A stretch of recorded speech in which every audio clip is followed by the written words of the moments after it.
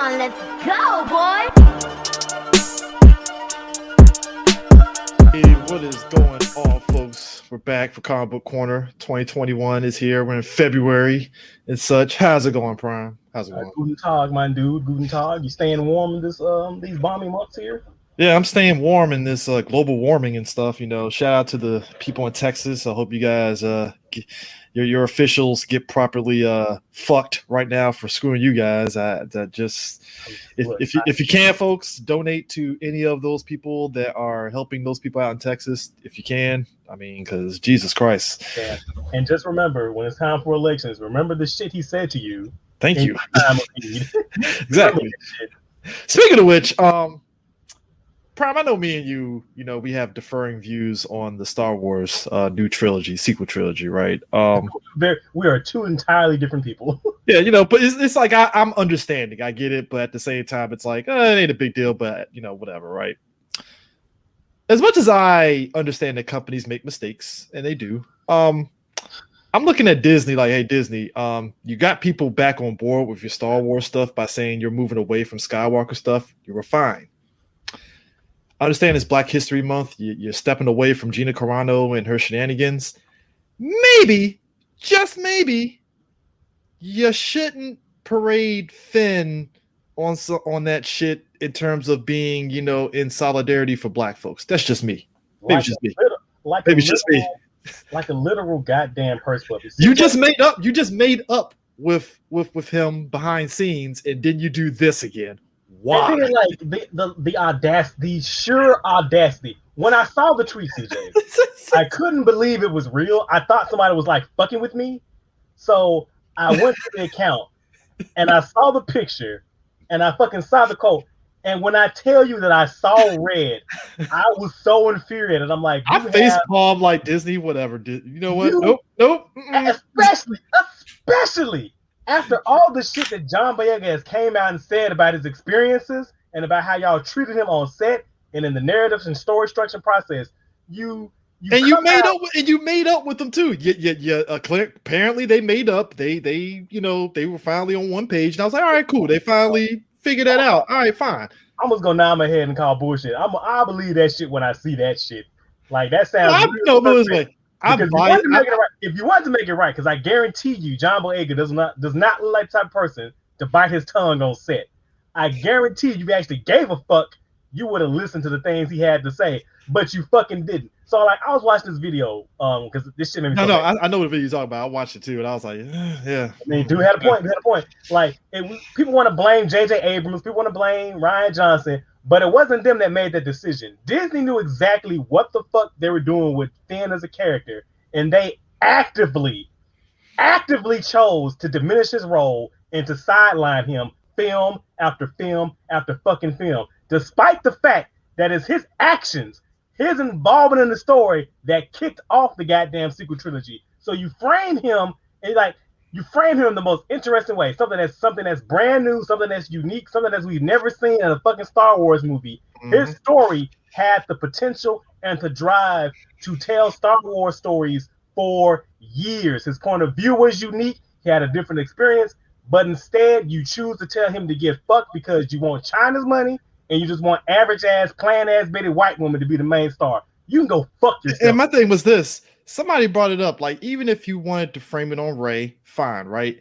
But you could have pivoted on having Finn be like the guy that's leading the resistance kind of thing, right? So even if you have two protagonists, that is the thing that can happen. That's possible. Yeah. So even if you didn't want him as a Jedi, I was never a fan of like make everybody a Jedi, right? You still could have pivoted to, hey, make him the guy that's like leading the resistance. He's going to step up in the Princess Leia position and be the face of the resistance, especially.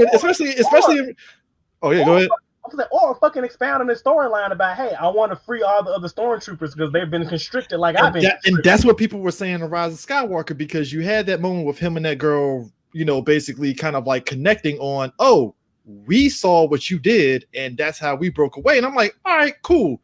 You got something, and then like everything they've done with Finn, they fucking squandered it because good storytelling. I mean, Man in the lead. fuck that. We have to appeal to the teeny bopper crowd who wants their shipping of the abusive tall white man. And that's why and that's why I was one of those people that, like, out of the sequel trilogy, Force Awakens was fine to me. I didn't hate it. It was just once it got to that point where they were splitting off duties to different directors and all that stuff, and it's like, okay, you guys, and again, it goes back to the whole thing of maybe you should took a page from how Kevin Feige and Marvel do it, where they just say, you know what, let's stop listening to these dumbass fans and just tell our fucking story and just let the chips fall where they fucking fall at. See, that's not even the issue. The issue is that Kevin Feige at least has some outline, some idea of a plan. Yeah, pretty much. And them, they were just like, we'll just slap Star Wars name on it. We can do whatever the fuck we want. And we can jigsaw it all together later. Go fuck. And that's why I felt like after like the Rise of Skywalker, and I saw the lineup next to it, was like, oh, you guys learned a lesson. You need a fucking plan now. It's like, now you get it. And it's like, all right, fine. You made your mistakes. I get it. Because again, every company is gonna fuck up. But like that shit with Finn, I was like, don't. Oh, Disney, no, don't do that. Audacity on Black History Month, dog. You gonna stop using us as fucking shields. Like, what the actual fucking fuck? So was Finn, like the whole fucking quote, was Finn an important part of storytelling and representation when you were marginalizing his role? Was he an important part of storytelling? You were shrinking him on posters time after time again until he was no longer even on the motherfucking posters? Was he an important part of representation when John Boyega was saying, hey, you're not utilizing me or my character to their best benefit, and you outright ignored him? You know, yeah. I just wanted to throw that out there because even as somebody like me that understands the company fucks up, it's like, guys, that was probably not the smartest of fucking ideas to do. Don't do that. Don't do that. You know what? I said I want an apology because that shit's egregious. Like I realized I'm not gonna get it. I'm not getting it. Prime, you will be in your grave, and your kids will never get an apology, and your kids will never get an apology. Motherfucker, the alternate dimension version of me, when after Made in Heaven triggers off, will not get the goddamn apology. I'm gonna wait. I'm mad as fuck. Prime, in comic book terms, your Earth 53 counterpart that's head of Disney would not apologize to you. That's how fucked up it is. That's the perfect level. Where's the lie? You're not lying. You ain't. It's not the truth. Fucking Earth 53 CEO Prime Gundam of Disney be like, fuck that nigga. Get fucked. How about that? Fuck me off, bitch. It's like, goddamn, my own self told me to get fucked. How do I feel about that? Oh.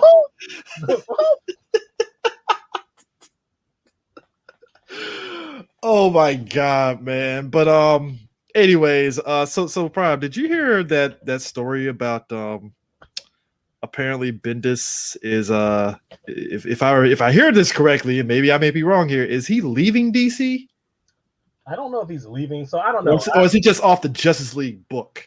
Well, he's off it already. He ain't even started. No, he's off of it. I'm saying he hadn't started yet. Like it's coming out. Oh, okay. I thought he was like off of it completely, or is that Superman that he's off of? No, he's off of Superman. Okay. That was what it was. Chase his ass off. Thank God I can finally read Superman again. Now you got to look at Justice League. Like, all right, Bendis, what are you gonna do with Justice League? And I did notice that immediately the first thing he did was put his OC on the team. Come on now, you know. I mean, like, it would be Bendis if he didn't do that. Come on now. I ain't bad at it. Again, I'm not reading that book, even though I don't care how many people go, well, Naomi's a good book. Are you sure? Or are you just simping for the girl with no shoes and dreadlocks? Because I feel like that's what y'all doing. Or, and you know, a lot of us in the black community do this because black. Because I really feel, because like I really doubt it. I was one of those people. Hey, you remember that? You remember that book in Marvel with old boy that was the Inhuman? The electric dude, Mosiak, who just disappeared. You remember? Do you remember he was supposed to be the hot shit for like the hot minute? Like he was popping up everywhere. That's like, oh, he's the next big thing. He's the next big thing. And then Nick Spencer came in and then Nick Spencer came in. Actually, no. Nick Spencer came in Secret Empire and actually used them in a way that's like, holy shit, Mosiak is actually pretty good, and then disappear again. Haven't seen that motherfucker since. That, ladies and gentlemen, is a definition of like sometimes representation. That is to me, and again, I know they meant well, but it's like, guys, you don't have to force representation in a way like that. Like it's kind of weird to me. It's kind of weird to me, like the characters that are rejected that they abandoned, but and the characters that I rejected that they still push no matter what. Like it's very fascinating to me. Yeah. Like what was that West Coast Adventures book that was consisted of nothing but characters from canceled books? Like I didn't understand the logic of that. Like, I guess that logic was, well, if their individual books are not good, maybe if we put them together, it might get something. And then it's like, I'm like, what is the editor? So we're gonna take all these characters from low-selling books that were all canceled and put them all on a team book together. Prime is inverse Avengers, you know. Like, what the fuck? It's inverse Avengers, because you remember that's how Avengers started. It was like, hey, we have all these characters that had individual books that were great, and then we go put them together on a team. Maybe it'll work with this, and it's like, no, it's not. Which, by the way, it's fucking funny to me. Do you remember that period of time when Thor, Iron Man, Hulk, and Ant-Man were all too popular to be on the Avengers, and they had to like lead the book? It's like, hey guys, you're a little too big. We're bigger than Avengers. Fuck off. And it's like, god damn. And then that turns out, thinking about that now is like fucking hilarious to me. Hey, I still remember the disrespect that the fucking new Avengers team got from folks, because the new Avengers went from this stacked squad of like Iron Man, Captain America to street level heroes, and everybody took a piss out of them. And I'm like, no, that new Avengers team with Luke Cage leading it was actually pretty dope. Oh, that was when Spider-Man was back in black and had Doctor Strange on it too, right? Doctor Strange was pretty much their get out of jail free card to a degree. Basically, because Bendis, basically. Yeah, I mean, it is. I mean, but that look, the reason why I respect that team is when like the Hood and his gang tried to fucking beat him up. That whole scene with them they had different artists do different scenes for each of the characters that were fighting and stuff. Dope scene ever. So, yeah, I like I said, the whole thing with the West Coast Avengers was always just kind of funny to me how they did that and stuff. But but then again, Prime, think about the 90s when they tried to give us that West Coast Avengers cartoon. So you mean when Force Works are popping up in Iron Man or the Avengers United We Stand? Avengers United We Stand. Oh my god. And you know what's funny? I was talking to somebody the other day and they said, like, possibly, like he said I'm gonna laugh, but he said, think about it. The version of Scarlet Witch in that show was the most comic faithful version of Scarlet Witch we've ever had in like basically anything. And I said, bullshit. Then I ran down the list and I was like, damn, you're right though. I mean, because you look back on Wolverine, the X-Men, she was Magneto's prince. Now she wasn't Magneto's prince, but she was like like the older sister, like when she never really filled that role. Yeah, they role reversed it. They made Polaris like his daddy's little girl, and Quicksilver and Scarlet were kind of like, well, that's his kids, but they were like Oni-chan and all. Yeah, kind of like that, It's like, all right, and then we got that future where we found out like Polaris basically took Magneto's place and stuff with the mutants, and it's like, oh, okay, that's interesting and stuff. But like, I mean, I would say X-Men Evolution to a degree was kind of sort of like it almost. No, she was not comic accurate at all. She was like high school golf girl Wanda. Well, I mean, you know what? The only reason why I say this because the whole shit with Agnes kind of basically, controlling her to a degree. No, I don't think so. Like, all right. Hey, I'm reaching. If we have to give it like a number rank, I would say Evolution in terms of comic book accuracy. If this is comic book Wanda, 3. Out of all, I was going to say 4, but okay. No, I'm saying we're okay on the list. So we got Avengers United is standing number 1. What's 2?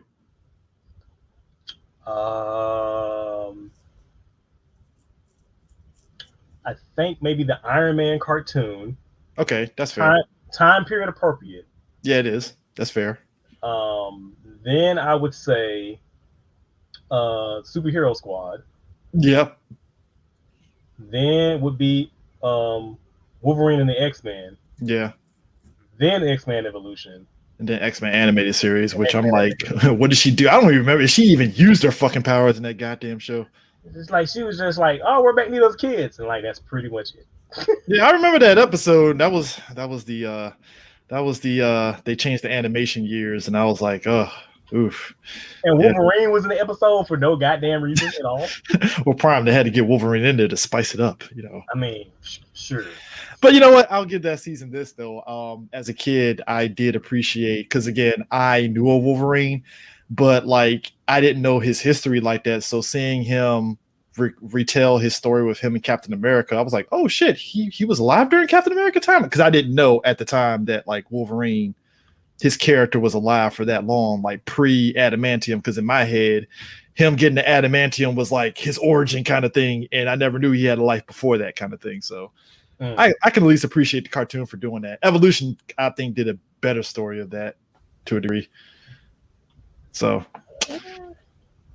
Yeah. So it's always interesting. But yeah, I'm pretty sure you probably know. Why are we talking about X-Men? Mm-hmm. So I want to need you to catch me up, because after X of Swords, I pulled the fucking ripcord and told that whole line to go suck me off. Basically, you remember in the whole Dawn of X thing where the X-Men as a team were kind of disbanded, basically, right? So essentially, after X of Swords, Cyclops and Jean were basically like, hey, we really need to have an X-Men squad, because the world as it stands right now thinks we're the bad guys. Which, to be fair, you guys are acting like dicks. So that's understandable. Rightfully so, Prime. Let's be real. Like, years of dealing with society shit, that will make you feel some sort of way. Hey, it's fucking crazy, because I had recently just reread like Secret Empire and the fall of New Titan. Yeah, New Titan. Yeah. And I'm just like, damn, the X-Men really do be in cycles of repeating shit like over and over again. Like they ain't never Krakoa ain't nothing but New Titan, or when they were in San Francisco, or fucking like Genosha. Like, they repeating the same shit. So now Cyclops and Jean Grey, they're forming X-Men to kind of put society at ease that they're not the bad guys and stuff, and that's kind of where I left off at. So I got to catch up with that. After X of Swords, man, after that shit, like I said, you know what? I'm dropping this whole line. X of Swords had no business being that fucking long. I'm gonna say that right now. And I tell you, the moment that fucking broke me. I don't know if we talked about this on the show. Oh, with them doing the montage of the fights instead of actually showing the fucking fights. No, it was before that. Really? It was the issues before the air quotes game began. It was the fucking issue when they were having the dinner, and half of the book in those little cutaways, those little Hickman diagrams and shit that they do, half of the book was just talking about the food menu. When I say I flipped my shit, I was like, you know what? You wasting my goddamn time with this pointless bullshit. Like, you don't care. I don't care. You don't give a fuck. I don't give a fuck. Like, as a matter of fact, after that, I stopped reading those cutaways. I was like, you know what? Just get this shit done. I'm not get through X of Swords. I'm not reading and buying this shit no more. Oh my god! So I'm catching up on that and stuff. But so Prime, maybe you can kind of retell me of this. What is happening with this whole dark metal shit that's happening in DC? Because I'm still playing like slow catch up on that. Like, what the hell is going on with that? Okay, so I stopped reading dark metal after the Dark Manhattan shit, but I do know what happens at the end. So at the end of it, Wonder Woman becomes a goddess. She beats the big bad, and they rebirth the multiverse. But this time the multiverse is like infinite. So there's like infinite possibilities and infinite story potentials and future state. Yeah, and so the new center world of DC that they talked about, they're going to go and explore all these new worlds, whatever, which then launches us into the new event, which is Future State, which is a possible future of the DC universe, with a bunch of different versions of characters or older versions of characters we already know. I'm not reading everything. I'm just reading a couple of things. And so far, it's really a real huge mixed bag. Like, there are some things that are really good, like Swamp Thing. There are some things that are mid, like Justice League. And there are some things that are just outright terrible, like Superwoman and Superman of Metropolis. Oh, shit. Well, I'll take that back. I wouldn't say Superwoman is outright terrible. I like the art style in it. I just don't think that it's a very interesting story. What do you think of Tim Fox being Batman? Because I know a lot of people made a big deal about it. Care at all. This is the third Fox to be a Bat. I don't give a fuck. I don't. Hold up, because we had Luke. Lucas Bat. Lucas. Oh, she's Batgirl. Oh, wow. Okay. She was. I'm saying this is the third time a Fox has become a Bat. So Luke was Batwing for a minute. Tiffany was Batgirl in a futurist sort of thing, sort of similar to the Future State. All right. And now Tim or Jace, whatever the fuck you're gonna call him, Tim Fox. He's the next Batman. I don't give a fuck. I don't care. I don't care. Yeah, I saw that and I was like, all right, fine, I guess. Maybe it's just the old cynical man in me because I've been in this game a long, long time, CJ. But when I hear that they're race swapping or race, like, I don't give a shit. I don't care. Like, I just want an interesting story. That's all it is. I mean, ideally, I would like it to be with characters as they are presented. That's fine. But if you want to try something new and something interesting, I'm all for it. Like right now, I'm recently on DC Universe. I'm rereading the Nightfall and Night Quest saga with Azrael as Batman. I'm dipping my head in and rereading some Bat Labar because I missed me some of that bunny robot suit. Yeah. So I don't have a problem with trying new and different things. What I do have a problem with is when they try to make these things bigger than what they like. We all know this is a temporary, like some shit you're doing for a pop. Like we all know Captain America is gonna be Steve Rogers. We all know Batman's gonna be. But you got to make people give a shit about the character because, like, exactly. you gave a shit about. Like I said, that's why I always give credit to Nick Spencer. Even with Sam being Captain America for like 4 years, which was shocking that he even got 4 years to be Captain America. Honestly, you gave a shit about like, oh, I care about the fact he's Captain America. So even if I know he's going to go back to being Falcon, I still care about him being that. So it's like the thing with Tim Fox just feels like, are they going to make me care? Now, to be fair, I had read up to 3 issues of his run. Okay. Like John Ridley, he's written a pretty good like Batman story. Okay. So I'm invested on that level at least. Okay. It's like it's a pretty decent Batman story, and like it's been so long in comics since I've read someone who was action oriented and not that as much dialogue oriented, and having a character be a fucking mouthpiece. So that's refreshing. Which, by the way, if you haven't already, I would definitely recommend reading the Other History of the DC Universe. Oh, I was going to talk about that because I bought. Yeah, because I got the Black Lightning one and I read through that. Really fucking good because it really hits on. So basically, the book basically follows Jefferson Pierce through his years of being Black Lightning, and much like the show, you see the fact that Jefferson being Black Lightning, it's taking his toll on his personal and professional life, essentially. Yes, and what I liked about it, and what I really, really liked about it, is that he presented Jefferson as a flawed character. Like it took me a minute because he was written so differently from how I'm used to how Jefferson has been written for like years. Yeah, he kind of makes Jeff kind of a dick. Oh yes, he does. I was like, God damn, and like he kind of made him a hotep for a minute. Like that whole page where he talked about the Justice League, like. They don't come to the neighborhood because they're too busy like fighting, Kanjaro and space aliens. And I'm like, bro, you just answered the question why they don't come to the fucking hood. They're busy fighting larger scale threats. You can handle that street level shit. I mean, you know what it was? It was kind of like you remember when Luke Cage said that shit to Captain America and stuff, and I was like, I mean, Luke has a point because Captain America. Well, then again, I think that wasn't really trying to do the Luke Cage thing, but I was like, the difference is like Luke is right in the fact that Captain America ain't coming to the fucking hood. Like, hell no, he ain't. Ain't no fucking way. But like. Just like the fact that he said this shit just reminded me of that page from JLA where a similar question had been asked of the Justice League when like after the Hyper Clan, which excellent segue as well. The Future State Justice League with the Hyper Clan in it is pretty decent. It's pretty okay. It's not ground shaking. It's just a really decent Justice League story. But back to that. So back to there's a question presented to the League after the Hyper Clan was defeated in that book. And they said, like, well, maybe the Hyper Clan was light because they were going around, executing criminals, changing the world's ecology, bringing the rainforest to a desert. And they're like, well, maybe they were right. Maybe we as the League, we aren't doing enough to help the people. And Superman has the perfect fucking line that encapsulates that, that's the theses basically to all superheroes. Like, our goal is not to carry them. Our goal is just to catch them when they fall. We can't solve all their fucking problems. We're not fucking dictators. We're not fascists. That is going to be interesting. Do you think that because I actually read the first issue of the Justice League from Future State. It's not bad. It's pretty good. I would say I read the whole story. I think it's good. I think it's like I said, it's not shattering. It's not earth breaking. I think it's just a pretty solid, decent Justice League level story. Yeah, I mean, it's like you can't fuck that up. Honestly, I mean, you can fuck it up. We're about to find out when Bendis takes over the book. see, we gonna find out today. It's like, what are you gonna do, Bendis, to botch this up?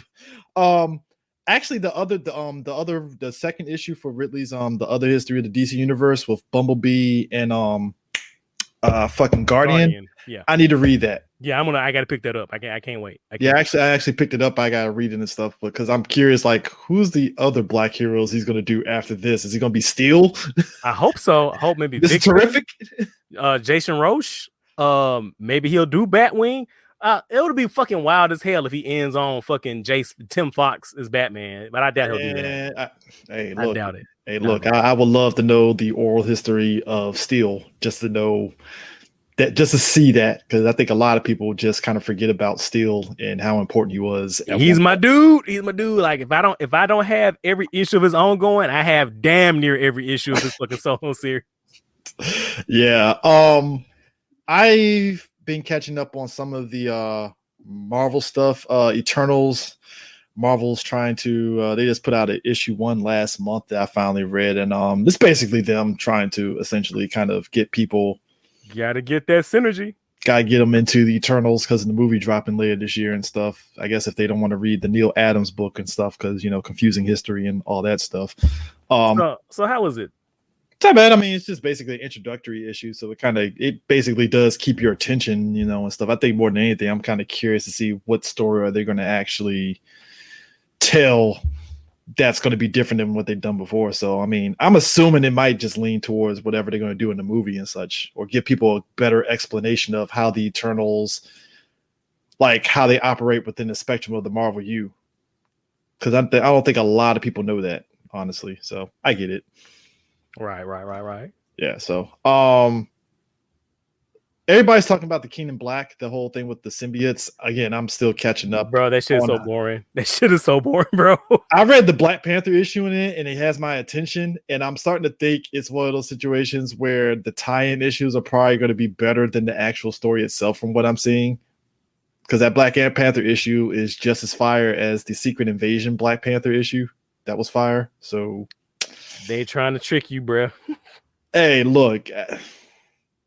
I still to this day think Secret Invasion didn't need to be 8 issues. That was a 6-issue book, but like Marvel likes to pad out shit. Just love to pad shit. And did you see that some of the titles that they're doing for the tie-ins for King in Black were supposed to come out for that plant war? What was that fucking event from Avengers? I even forgot the fucking name of it. Like, and it just came out. What was it? Fuck. With Emperor Hulkling. Secret Empire. The fuck was that event called? Well, the past thing, it actually was decent. It was decent. It was fine. Like it was like the most bog standardist, like boilerplate Marvel event you can get. But some of the issues that are supposed to come out for that event, that were canceled because of the coof.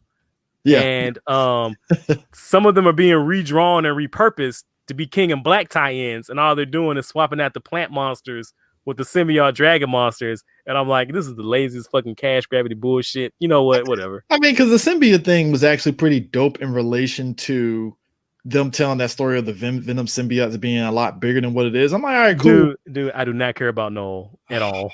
I like Noel, but I was like, is he worthy of a fucking event by himself? No, really. No, he's not. He is fucking Hot Topic, My Chemical Romance ass version of a Marvel villain I ever seen in my damn life.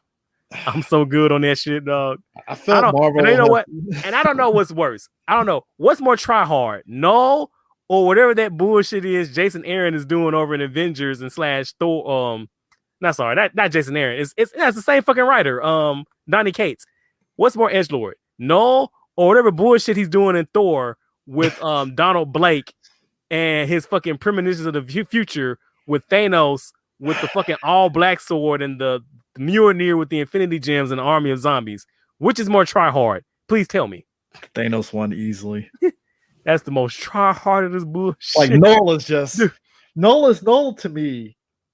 I feel Marvel has been trying so hard to make fetch happen with Venom bigger than what it is. Like I was fine with anti-Venom and Venom and stuff. That's fine. Like that's too much. Like I'm okay with Venom just being some unknown alien. Like I don't need like that's why I like like primordial key to all everything. Like, I don't need that shit. That's why I liked Flash Thompson Venom, because it struck the balance of a guy that wanted to have a purpose, so to speak. You know, he's a former veteran, and you put him in the Venom suit, and it's like, all right, cool. And then once Anti-Venom came into the mix, I'm like, all right, guys, sure, fine, fuck it, whatever. I don't. Then Null came into the mix, and it was an interesting story.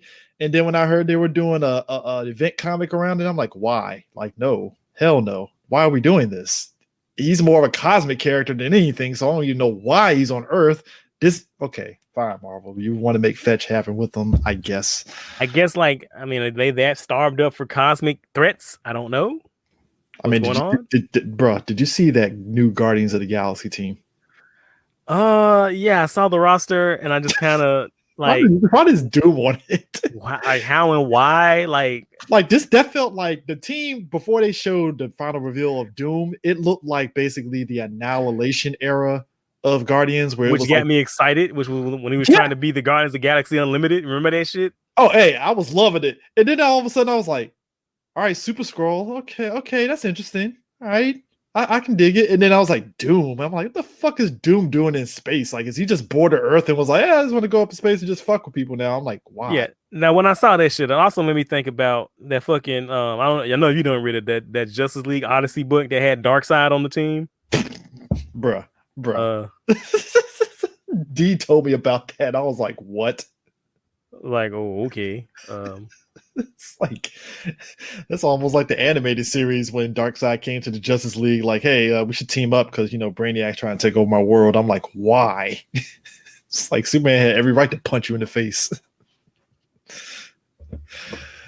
We'll see what happens. We'll see what happens. It's interesting. Yeah. Immortal Hulk. Prime, why is that book so good? It has no business being that fucking good. The current state right now, after the extreme body horror when the leader snapped up Bruce Banner, and now it's just Joe Fixit and the skinny Savage Hulk. Prime is not kidding, folks. It is skinny Savage Hulk with his fucking long neck. He looks like fucking Slenderman with the big ass head.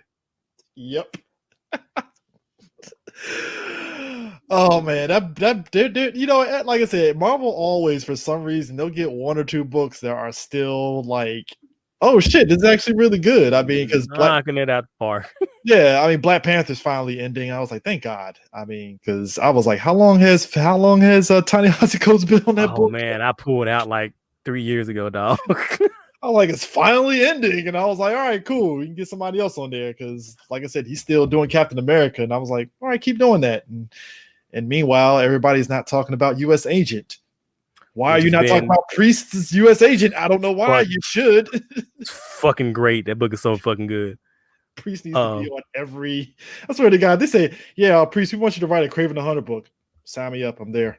Fucking please do it. I'll buy that shit day one. So speaking of shit. So are you reading the Avengers book by Jason Aaron right now? No, but I've heard people talk about it. Oh, it is fucking terrible.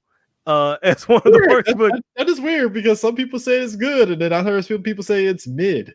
It's not good. It's not mid. It is literally consistently one of the worst comics I've been reading in a long time. That is shocking considering Jason Aaron's Thor run was pretty good. So what happened? I was going to say, and I'm a fucking stand for that God of Thunder. It's like easily one of my top 10 runs of all time. What is he doing wrong on that book, though? It doesn't read like a fucking Avengers book. It just reads like a bunch of I feel like he engineers, like he has a cool idea, and instead of telling a story, he wants to have like a shocking page reveal or a shocking. But it's like it's just it reads worse than a 7-year-old's fanfic. Like, and what if I take the Hulk and what if I give the Hulk the Phoenix? On what if I give it's shit like that. It's shit like that. And the current arc right now is the Phoenix has come to Earth and is trying to find a new host. So it's grabbed a bunch of different heroes and it's making them fight in like a Mortal Kombat style tournament to determine. I saw the cover of one of those books and I was like, why is the Phoenix back again? And so it's so bad, dog. It's so bad. And now they're about to reveal spoilers fucking but who cares? The book sucks. It's gonna get retconned anyway. So they're gonna reveal that the Phoenix, the Cosmic Phoenix Force, Thor's mom is actually Thor's mom. Fuck off. Just go away. Hey kids, you know what your book you should read? Shang-Chi's book. It's actually really good. Is it? See, like I saw the first issue and with Lady Deathstrike, and I was like, It's actually pretty. It's a put it this way. I like it because I'm one of those things that I appreciate. I know Shang-Chi got a movie coming out. Fine, synergy.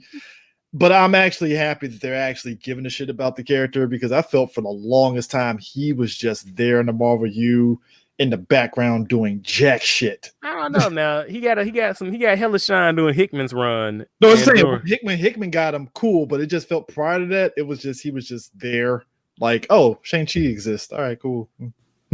Which can I also say that if you had told me 10 years ago, if you had told me 15 years ago that Iron Fist would have a Beguiled TV show and Shang-Chi would be getting the movie, I would laugh in your fucking face. I'm like, you got this shit reversed, dog. See, Prime. See, I was one of the small amount of people that felt that Marvel was going to do something, but they just needed to get the fuck away from Perlmutter. That was my thing. I was like, get away from Perlmutter and you get Shang-Chi. And again, like you said, it's like, oh, they gave Shang-Chi a movie. I thought they would just gave him his ass a TV show. That's what I'm saying. I'm like, he got the movie. He got the movie over Iron Fist. I'm like, goddamn. No disrespect to Shang-Chi, but if we being for real, like Iron Fist has more significance to the company than Shang-Chi. I'm just fucking saying. Hey, look, I will give Marvel this. You're a company, right? You're not trying to rush. You don't, because I think their thing is this. They're thinking longevity, and you don't want to blow your load just kind of overloading people on your A-listers, and you have to show shine to some of your lesser characters. So it's like, all right, give Shang-Chi a movie, and apparently they're supposedly going to bring in Iron Fist through the Shang-Chi movies. We'll see if that. Well, to be fair, dude, like they had to work out of necessity. That's how the MCU was born in the first place. Like they didn't have all the toys in the toy chest, so they had to use what they had. Yeah. And as a matter of fact, I remember that interview. Was Kevin Feige? I think it was on that Avengers Assemble DVD.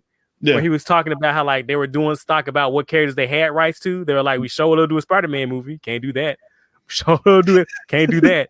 So it's like, all right, what characters we do get? And it's like they slowly realized, okay, so we got Iron Man, we got Hulk, we got Thor, we got Captain America, and they said somebody said, "Hey, isn't that the fucking Avengers?" You know what happened, Prof? It was a random intern that happened to be overhearing that shit, and it was like, "Hey, you guys should do Avengers." Shut the fuck up, Steve. Yeah, we should do Avengers. We should fucking do it. We got all the characters, right? Oh, we got Ant-Man. Oh shit, hold on, we can make this work. We can make this work. Johnson, give me a script writer. Hey, Edgar Wright, fuck Ant-Man. We're doing Avengers. It's like, goddamn. It's like, but I've been working on this 5 years. You've been working on it for me for 5 years. Give me that goddamn script. Hey, but you know what? I'm happy that Edgar Wright said that it's water under the bridge now. So I'm like, all right, cool. You know, it's cool. Which I kind of figured it was no hard feelings back then, but you know how everybody made a big stink about it, thinking that Marvel came in and said, fuck you, Edgar Wright. I'm like, which I mean they did, but they said it in a very nice way, Prop, to be fair. You know, it's not like they told me go fuck yourself. They're just like, nah, I'm just gonna go this way, Edgar. But you know, that's a nice little movie that you got there, Scott Pilgrim versus the World. So you know, cool. I mean, you know, it had Brandon Routh in it, and he's based. Yes, he did. Very based. But yeah, that book is actually pretty good. But bruh, they got Larry Hama to write Iron Fist. That book should be amazing. It is. The first issue came out. It's pretty damn good. Oh, let me, because I'm behind. Let me open up that Comixology real quick. So as I was like, oh yeah, Larry Hama's doing it. I was like, and I'm buying. Kudos to shout outs to the guy at Third Eye Comics for telling me that. He's like, yeah, it's a new Iron Fist book coming out. I was like, who's writing it? Larry Hama? Sign me up, sir. That is on my fucking list. I'm gonna as soon as this show is over. That's happening. That is happening. Yeah, that book is fun. It's very fun. It's basically, you know, he's bringing back the living weapons, basically. It's like okay, cool. I'll let you cook, Larry. I'll trust you. I will let you cook. I mean, you know, people forget Larry Hama. You know, he's the guy that put, you know, Snake Eyes and G.I. Joe on the map. Just saying. I mean, consistently, like to this day, one of the best comic book runs of all time. Larry Hama's G.I. Joe. Read it. It's good. Pay homage. Even if you don't like G.I. Joe, I think you would like these comics because they're fucking great. they're good comics. Even if you don't like G.I. Joe, what is your problem? I know. Read G.I. Joe. I mean, first of all, we need to have a conversation, but I'm gonna let you be you. I'm gonna let you be an individual. I'm not gonna kink shame you. Cool. Did you read Teenage Mutant Ninja Turtles Ronin? I did. As a matter of fact, I was at work today, and I was looking at my tablet, and I got a notification that the issue had just came out. Mm-hmm. So I just kind of quietly just closed all my work emails and stopped what I was doing and read issue 2 right then and there. Folks, if you're not reading the last Ronin, first of all, what the fuck is wrong with you? Thank you. I'm just saying, I wasn't gonna say it, but you're right. You're right. You should be reading this now. It's one of the issue 1 was my number 1 comic book of 2020. Issue 2, so fucking good. So fucking, and what I really appreciate about it is, like, again, it's been so long since I've seen it. It's like the craft of storytelling in the medium of comic is like so. And I give you a perfect example. Again, fucking spoilers. I'm giving you time to walk across the room and get your phone, put me on mute, fast forward, mute it, whatever. It's coming hard, it's coming fast. All right. So the moment where it opens up with April and she's lying in bed and it's like a tight end on her, and as the issue goes on, we learn like little bits and pieces of detail of what happens. Like we see the flashback to the night when the turtles were attacked, and we see her as she's like waking up in her bed, and we see like that wide shot where off to the side of her nightstand you see a fucking prosthetic hand and you see the prosthetic leg off, and you're like, whoa, what the fuck? And then as you go on, you see that, she's lost something, somehow she's lost limbs, and the way that it's showing you, not telling you, and is letting you as the reader pick up on those visual cues and just follow along, and the sequential storytelling, how it's interweave with the flashbacks. Also, that moment in issue 2 where the art style goes to a flashback and the art style changes to the original art from the Mirage era Turtles comics, I damn near cried. I had like a fucking single tear of joy. There's callbacks. There's callbacks upon callbacks in Ronin, and like I said, it's only 2 issues in. Oh, it's so fucking good. And it's gonna be, is it 6 issues or is it 7? I think 6, I believe. Oh my god, this series is so good. Now, what happens is, for those who aren't aware, the story is this takes place in the future, and there is only one turtle left. Michelangelo. I was gonna leave it as a surprise. I was gonna not spoil it. I was gonna at least not spoil that, but fuck it, yeah. Michelangelo's the last turtle standing, and he's on a revenge mission to get vengeance for his dead family, and he is hardcore as fuck. And we're learning slowly what's going on and what's happening. Now, I'm assuming, because this is Lard and David back together. I'm sorry, Lard and Eastman. I don't know why I said David. I think Peter David. Lard and Eastman are back together. So I'm assuming that this is the end of the Ninja Turtles Mirage continuity, which, if you know about the Mirage continuity is real, some fucked up shit. It ain't no fucking Bebop and Rocksteady and that shit. Let me tell you that right now. It go put this way. I've read certain things from the Mirage comic to a degree, but it goes there pretty much. Like, so. and they've been, and like, it's been, if you've read some of the old stories, they've been foreshadowing this for like a long time. So I'm thinking this is like their old man Logan, their Ninja Turtles, the end. Like, this is the end of the continuity. This is the final story. I mean, it has that feel to it and stuff, kind of like the future, like this is it. And it's like, oh, okay, cool. I'm fine with this. Yeah, and like New York is like sectioned off into 3 layers, and the Foot pretty much runs shit.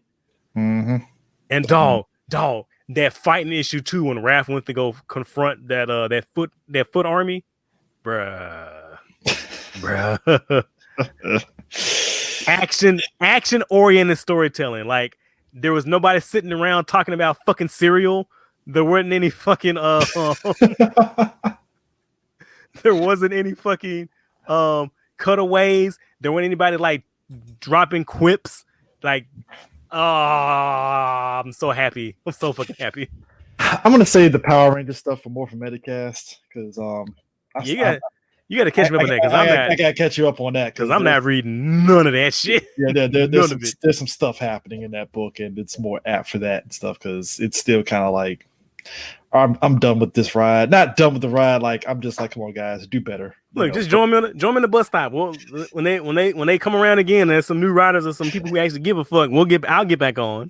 Prime, I feel I owe it to the fans to at least give them an update on these things. So All right, I forget. We suffer, so they don't have to. I'm taking one for the team every which way anyway. I already took one of the team for you with the whole, with the trades and stuff, with the with the Time Force and those one shot stories. So Well, hold on. To be fair, I took one for that damn Mighty Battles fucking video game. I took that shit straight to the dick. Yo, Prime warned me. I was about ready to spend money. Prime was like, "Don't do it, CJ. Please, for the love of God, don't do it." That game was garbage, dog. I'm still mad about that shit. Can't even get my money back because of my playtime. I'm like, God damn it. Demanding your money back. Like, no, fuck you. You're not getting it back. It was like, no takes backsies. Oh, jumps man. off into the sky. God damn it. Side note, we got a new Thunderbolts team, and it's interesting. Taskmaster, Mr. Fear, Batroc, Rhino, Snakehead, Ampere, and Star. That's very interesting. I mean, I'm all for Taskmaster being on the team because that'd be interesting. He's a consistent factor, it seems. I don't know how he manages to finagle his way on the Thunderbolts, and I'm pretty sure this money is the reason why he's on that team. That's the money and skill. Well, that too. Don't fuck with Todd now. Todd will fuck you up. Well, yeah. Hey, to this day, I'm still like, how did Norman Osborn manage to have him? I know money is involved to have him as his second in command, but to have him fucking try to buck on fucking the Sentry, and I was like, no, hell no. Why are you doing that to him, man? Don't set him up for failure, sir. Well, he'll get close. He would get close. He would try, but he'll try. I mean, he won't be successful. He'll have to work for it. It won't be easy. But yeah, that was an interesting team. I was like, oh, Batroc. I kind of forgot Batroc is still a figure in now, Isn't he going to be in the Falcon and Winter Soldier as well? Mm-hmm. I'm here for it. Dude, when I saw that trailer and I saw the Zemo mask, you know how fucking erect I got. Prime, I think that's a good transition, actually. I think people low-key are not realizing how much that 5-year gap during Endgame kind of put a lot of those characters in that world in a different position. Because Zemo, I have to imagine either A, Zemo never got snapped and he was just plotting shit while things are in chaos, or B, he did get snapped and that whole shit kind of changed his outlook even more than what it already was. So yeah, I'm ready. I want to see does he have hands, because you can't tell me he's a Sokovian Special Forces and he doesn't have hands. I'm saying if he's gonna fight, if this is gonna lead into Thunderbolts, I'm here for it. Bruh, I want Thunderbolts to happen. Dear God, I need that to happen. Like, if this ties into the fucking Black Widow shit and it ends with like the new Thunderbolts and Taskmasters in it, you got my money. I'm all in. I'm all in. Just show me that fucking Citizen V costume. Let's go. Let's fucking go. Also, if Carl Lumbly turns out to be Isaiah Bradley, I'm already erect. Pass the level of erection if that ends up being the case. It's probably gonna be. And I'm like, Carl Lumbly has been Martian Manhunter, and now he's Isaiah Bradley. Let's fucking go. Pay that man his money. cut the checks. Prime, if you told our kid versions of ourselves that Mantis would be part of like Marvel and DC, I look at you like, get the fuck out of my face right I know. now. I'm like, get the hell out of here, you lying ass. He lucky to be on TNT. Get the fuck out of here. It's like, yo, I know Lumbly is just sitting up there cheesing every time he gets these roles. Like, oh, I get to voice Martian Manhunter. This is great. This is awesome. And actually getting to be Martian Manhunter and Supergirl is like one of the few good things that show has done. Oh, I know he was cheesing. That's why when I asked old boy that played Martian Manhunter and stuff, like, what was it like to act alongside Carl Lumbly? That dude was ecstatic and shit. Like, I can't believe I was happy as hell. I was able to act alongside him. He's great. I was like, yep, I'd be giddy too. I know, right? I fucking know. So I'm ready for that. So Prime, the time has finally come. The Snyder Cut is arriving, and I think I'm at this point where I'm just waiting to see how this all turns out at this stage. I can't. It's like any complaints I have, it's off the table. It's like I just want to see what this is going to end up being at this. Like stage. I said, I don't have a horse in that race, but I do like watching people eat crow, and I'm here for the memes. I'm here for the jokes. Like I can't. That's why I said I don't feel it's eating crow, but I think a lot of folks that went from hating on it now, I'm kind of like, guys, the train is gone at this point. Just let the chips fall. WB already state their claim that they're not continuing anything off this. Let the movie be what it is. Now I will say this: Ooxes is coming for everybody's booty hole. I hope y'all ready. Look, I saw the image of Granny Goodness and stuff, and I was like, I mean, cool. She only gonna be in the movie for like 5 seconds, but I mean, sure, I guess. I mean, I saw the image, and the first thing I said was like, "That's not Ed Eisner in drag. I don't want that." That's Elizabeth Warren. How'd you pay Elizabeth Warren to be in this movie, Snyder? I think get Betsy DeVos to put on a wig. It really was. I was like, tell him, like you said, you didn't get an old, like, dude, give me fucking Diane. What was it? The chick from Misery to be fucking Granny Goodness at least. Fuck, man, something. That's what I'm saying. But you know what? Whatever. Kathy Bates. Yeah, come on. It's like, come on. Whatever. It has shirtless dark side. I don't give a fuck. Let's go. well, Prime. We got shirtless and shirt. Dark side. So that's all right. Look. I don't know. Maybe I'm the weird one out here, but I refuse to talk ill of a movie that has shirtless Henry Cavill, shirtless Jason Momoa, and shirtless Darkseid. Like I feel like they're catering to me specifically, and I don't appreciate that shit. I mean, the only offside is that, we got Spiky Steppenwolf, and I'm like, why? Did you see him without the fucking helmet?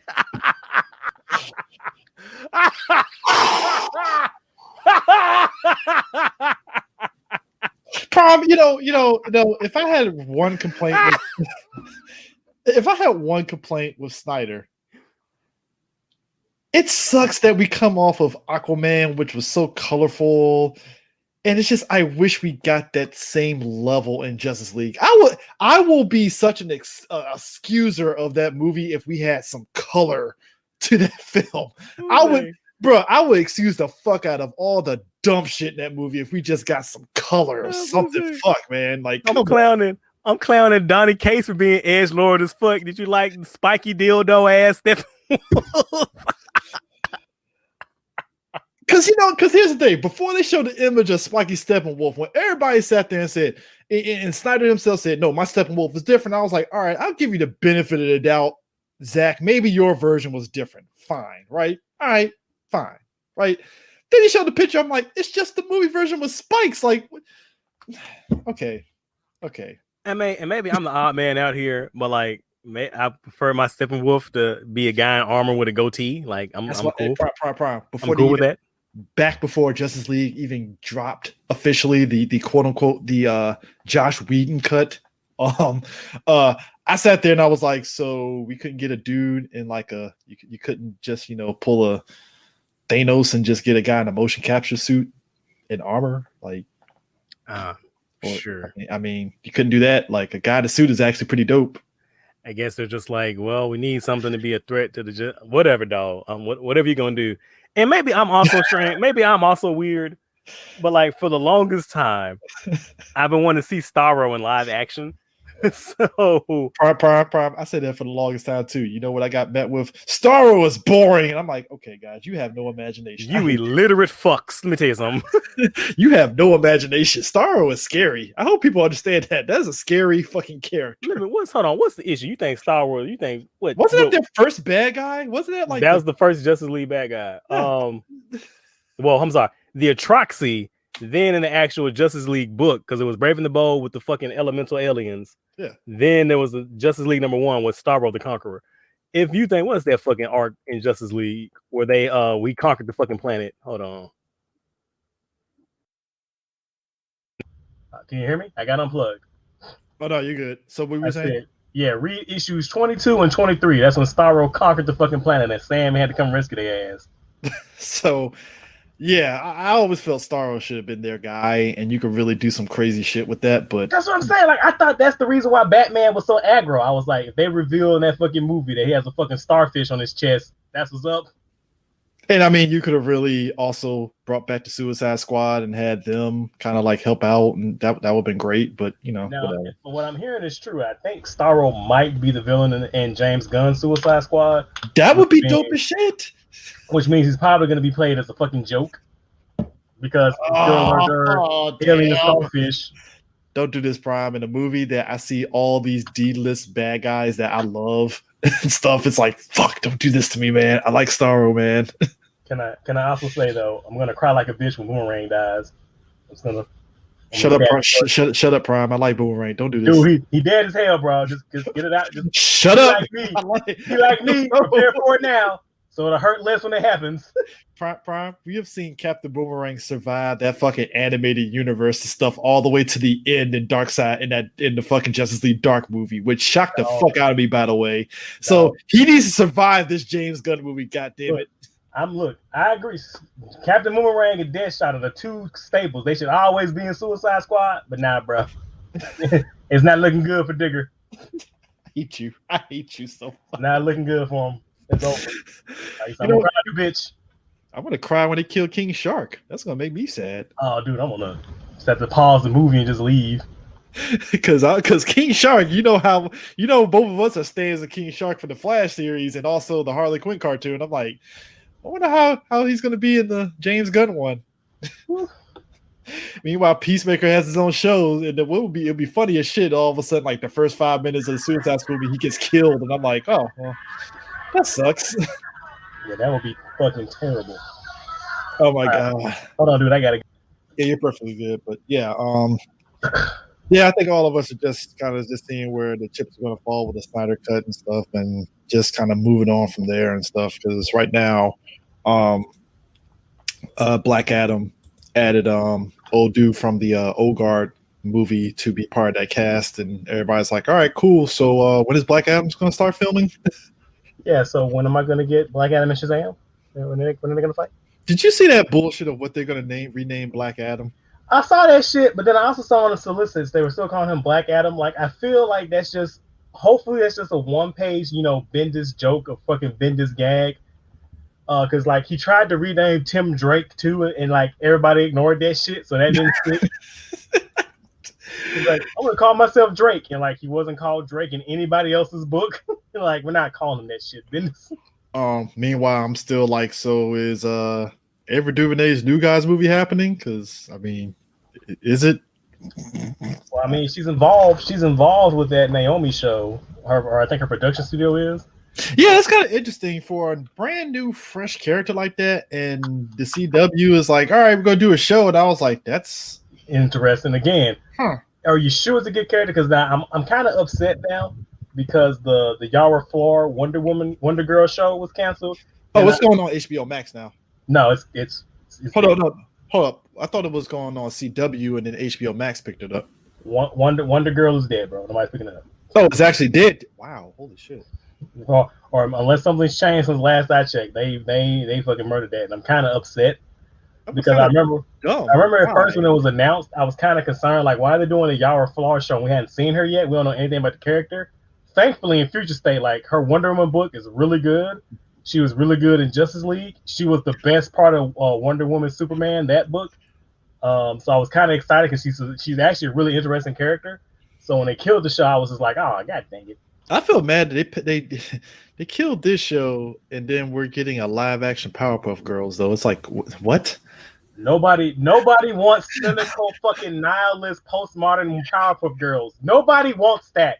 Look, you got lucky with Riverdale, right? Like, all right, fine. You got lucky. Look, nobody wants sexy Powerpuff Girls. Keep that shit. I don't want it. To be honest with you, you're inviting pedos to that. I'm just saying. I'm like, I'm putting my goddamn foot down. Nobody wants CWI's sexy time Powerpuff Girls talking about their feelings in hallways. I don't want that shit. I don't. With dickhead fucking rowdy rough boys. Oh my god, with fucking rowdy rough boys being fuck boys. Do bros. Fucking passing around which Powerpuff Girl they with that week. The fucking I don't want that. I don't want to watch that. I don't want that to exist. Now, Prime, I had a fucking time machine. now, Prime, we're saying this, and I swear to God, I'm gonna laugh when that actually happens. We Yeah, get Dupro around here, my boys. They taking notes. They're gonna be like, there's gonna be like a fucking love. Was it hexagon with them passing each other back and forth, bro. Then they really emphasize him being transgendered and stuff more than what the cartoon didn't really heavily emphasize on. It was just like, oh, that person's clearly transgendered. All right, fine, whatever. You know they're gonna do that. Come on. There is no dimension where that show turns out to be good. Like there's none. You say that, Prime, and then all of a sudden it gets like 3 seasons. That fucking woman got renewed for a 3rd season, but I don't mean shit on CW. I'm gonna be real about this. The new season of Batwoman has been 50-50 to me because on one hand, old girl playing Batwoman, she has a hell of a lot more charisma. And because she's actually emoting, she's showing emotion. But also the flip side to that is that CW continually does this thing where they beat you over the head with the racism story beats, and I'm like, guys, at this point, why are you doing this? Like, no. No. That's the same thing I said when they announced that the Homegirl was changing, and people were like, "Well, maybe the show will be good now." No, because it's going to be the same fucking writers. It's like slightly better, but again, it's only because she's a better actor, so she can work with the material that they're giving her. I wouldn't say slightly, but I say they're both like equally shit. But at least like at least Javicia, like again, like we're saying, she's acting, so you're even despite the shitty writing, you're still kind of connected with her because she's so charming. Even though her character is written terribly, fucking Prime, this setting her up to be a metahuman. I just know it because you don't get shot with a kryptonite bullet and then not die from it. I'm gonna say not on Smallville CW. How dare they? She got in episode 1, she got shot with the kryptonite bullet. Took it like a G, and we're thinking, oh man, she took that bullet like a G, and then all of a sudden, oh, the kryptonite's in her body, and she didn't die, so she's a metahuman. Yep. So she couldn't be on her own merit. So I don't like that shit. You know it's coming. Dude, this show is so fucking terrible, bro. So the last week's episode has been living in my head rent free, and not for a good way. It was the clear race baiting, like that fucking line. Where they were just superheroes don't say black. What? Like superheroes don't say, dude, I almost flipped my TV into another dimension. It's like superheroes don't rescue black people. I'm like, what? What in what world? Show me. Prime. Now you know. Prime. Now you know why a lot of us were happy that Arrow didn't do that Black Lives Matter episode.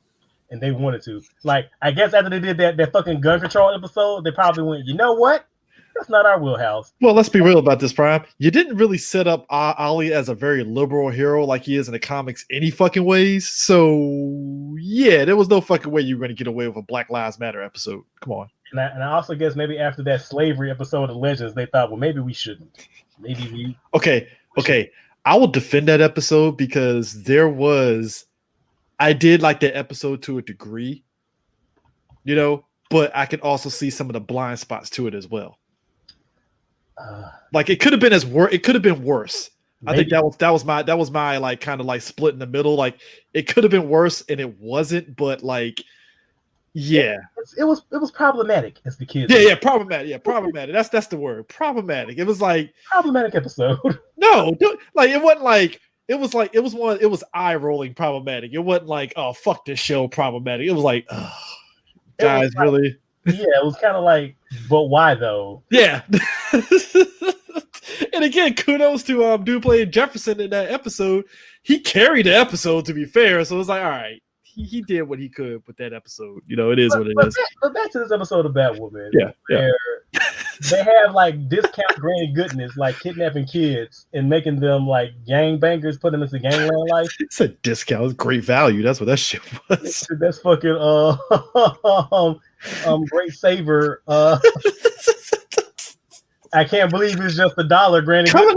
Coming off an episode where you gave us was it? I keep fucking up his name. Zaz, which I'm like, all right, that wasn't that bad. One of the worst versions of Zaz ever. Hey, look. By the way, By the way, so apparently Ryan knew him because they traveled in the same circles, and she failed to call the police because I don't know why. But probably, That's just ass. We live in the same apartment complex. He just kills people. No big deal. bro, that was the thing that got me. It's like, oh, his ass is fine, but then it's like you kind of brushed him off like he's just your crazy, like the wacky next door neighbor and shit. Like, oh, Zaz, there he goes again, stabbing people in the throat. Let me ask you this, Prime. This is the $1 million question. Which Zaz did you like more?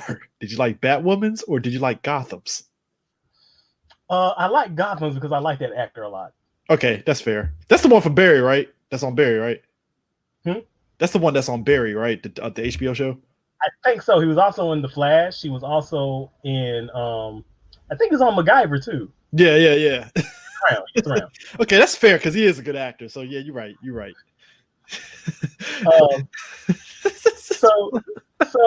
So her friend from the orphanage comes and finds her, right? So she figures out where she is and she infiltrates the orphanage to get her out. And so they both escape.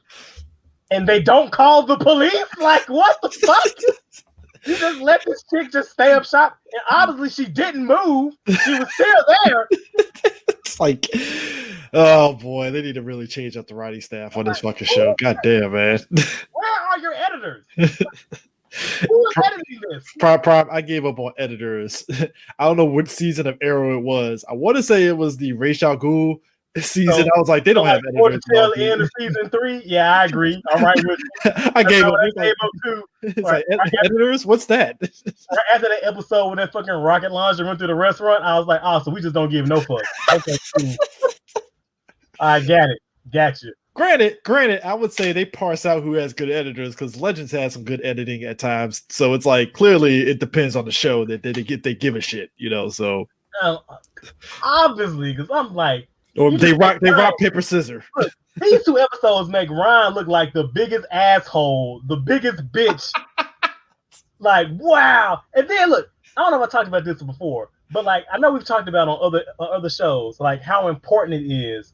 The first moment you meet your lead character, your main character, like character introductions are so important. How do we meet Ryan? Well, the first scene, they kind of establish she's kind of brave because after the plane crash, she goes to help that one dude, even though she's like scared and she throws up. She still goes and helps him. Yeah. She takes the bat suit. Okay, that's not a bad introduction for a character. The second scene we see her in, what's the first thing that she's doing? She's fucking complaining.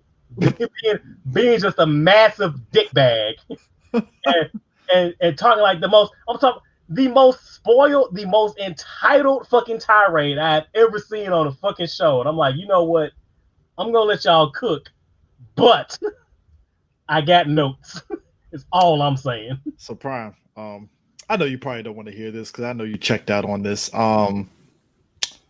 The reviews for the pilot episode of the Superman and Lois show has hit, and yeah, a lot of positive reviews. Fuck. I mean, I'm kind of upset because the trailers are really trying to trick me. Like they're really trying to get me to watch that show. I mean, I understand. They're basically it's what we said. Lois and Clark raising their 2 kids and such, and which I'm on board with. Like I'm all for that. Like I said, doing Rebirth, the Superman written by Peter Tomasi with Clark raising John is some of the best Superman comics in like a long while. Yeah, I'm kind of interesting because apparently it's.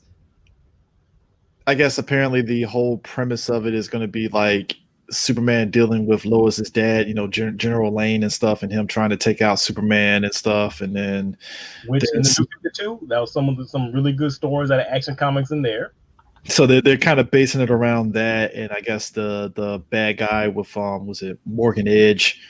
I guess is the bad guy or whatever and stuff, and some mystery person that's the bad guy that is kind of, I guess, going to be part of the whole first season and stuff. So I'm kind of interested to a degree, obviously, but at the same time, I'm just like, all right, guys. I mean, you're coming off of Supergirl. I guess you can't, I mean, I don't know what they're gonna do with that character and Supergirl and stuff, but I mean, hey, it is what it is and stuff. But I was just kind of laughing a little bit when they were like, there were some people lamenting, "Oh, we're not gonna get the Superman and Lois and Batwoman crossover." I'm like, why? Like, no. I mean, I was kind of on board with that. Like, I kind of wanted to see like a different take on the world's finest. It'll be interesting. It's just, I mean, I would have seen the tape because I mean, I would have preferred it to have been Kate, but you know, fuck me, I read comic books. My opinion is to CW. I mean, yeah.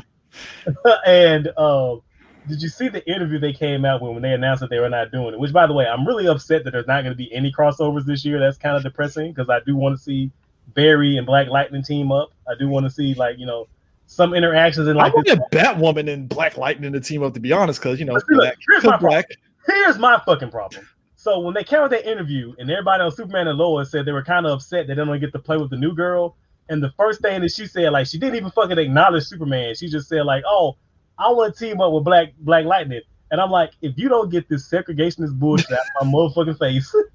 See, in my head, I was thinking Outsiders a little bit because, you know, it's Batwoman and stuff. But when you mentioned that whole thing with the segregationists, I was like, that's a valid point because it shouldn't just be just the black heroes. It should be just like, everybody kind of coming together and the kind of a thing, you know? That's what I'm saying. If Black Lightning's going to team up with any motherfucking body, Superman? It needs to be fucking Super. Thank you. It needs to be fucking Superman because he operated out of Metropolis.